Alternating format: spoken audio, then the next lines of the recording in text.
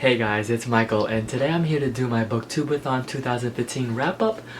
Overall, I read 4 books. I started and finished some during, but today I'm just gonna talk about 4 books. Readathon was really fun actually, because if you watched the vlog, my sister had her baby, so that was really good, and I got a lot of reading done in the hospital because she was in labor for a while, so there's that.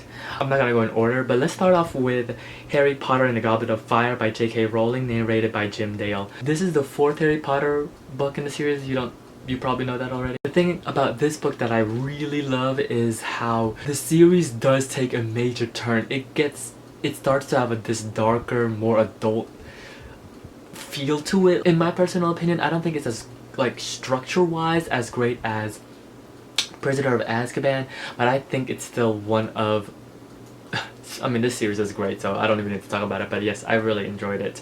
I gave it 4.5 out of 5. Let's start with The Pendle Weeks by Jean Birdsall, narrated by Susan Denacker. This book is about 4 girls going to the summer.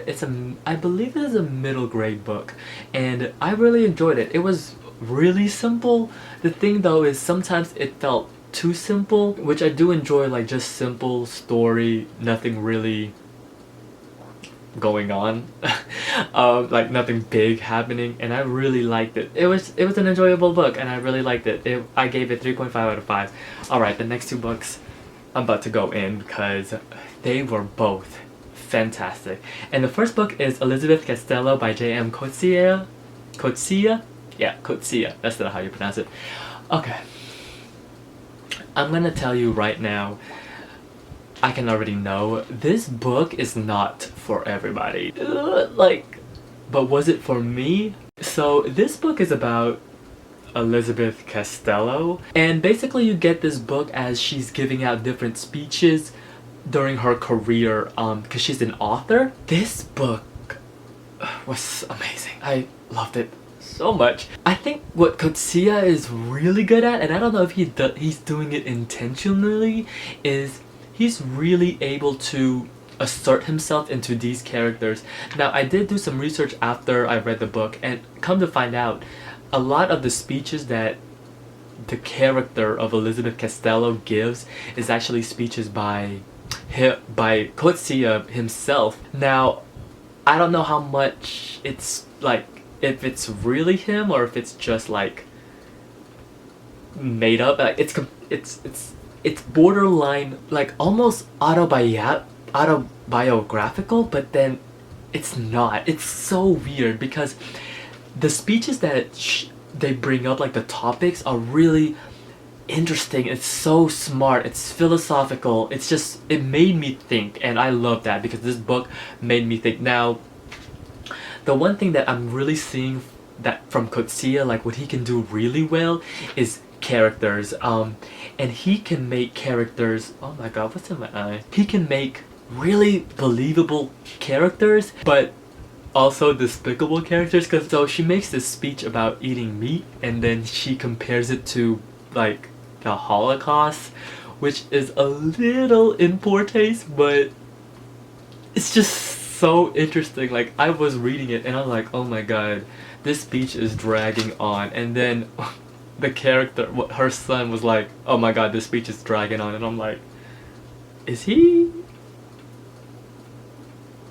reading my mind. And you know what's really weird?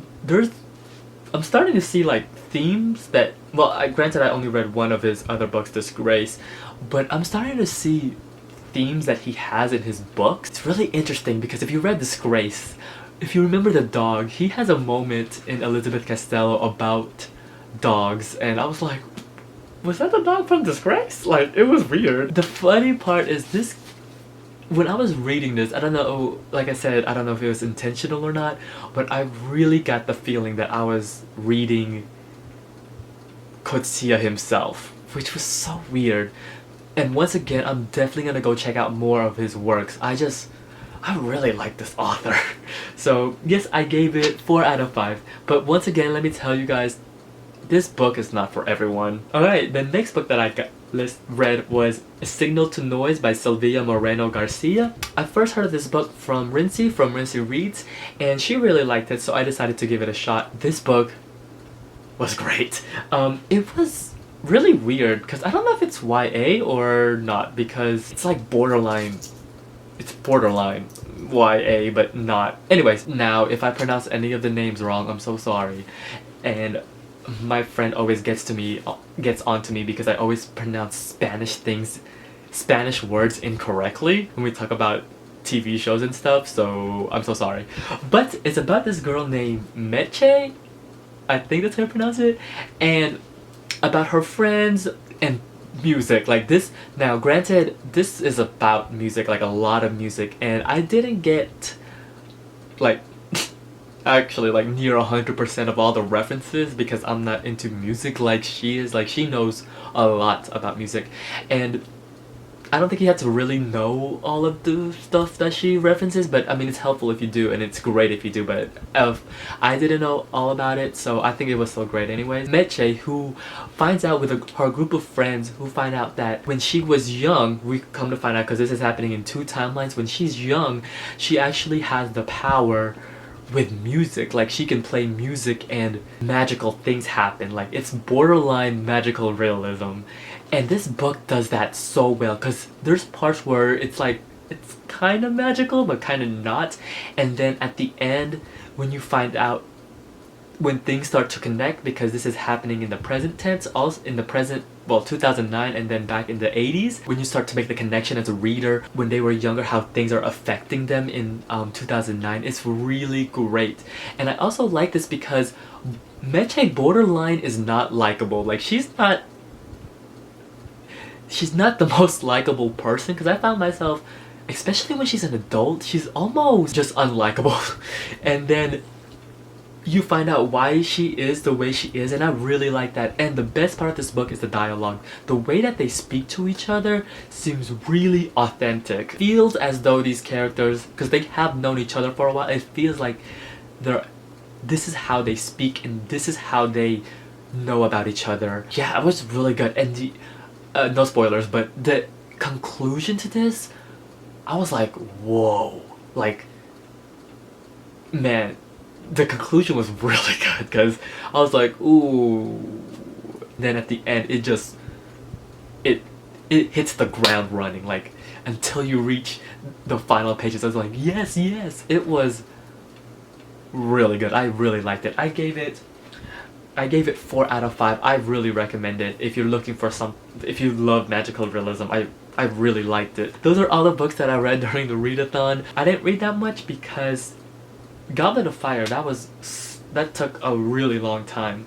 That was a long audiobook. But I think even though those 4 books, I really enjoyed the readathon. I didn't do the challenges, but what can you say? If you read any of the books, let me know and what you think about it. Until then, I'll see you guys till later. Bye.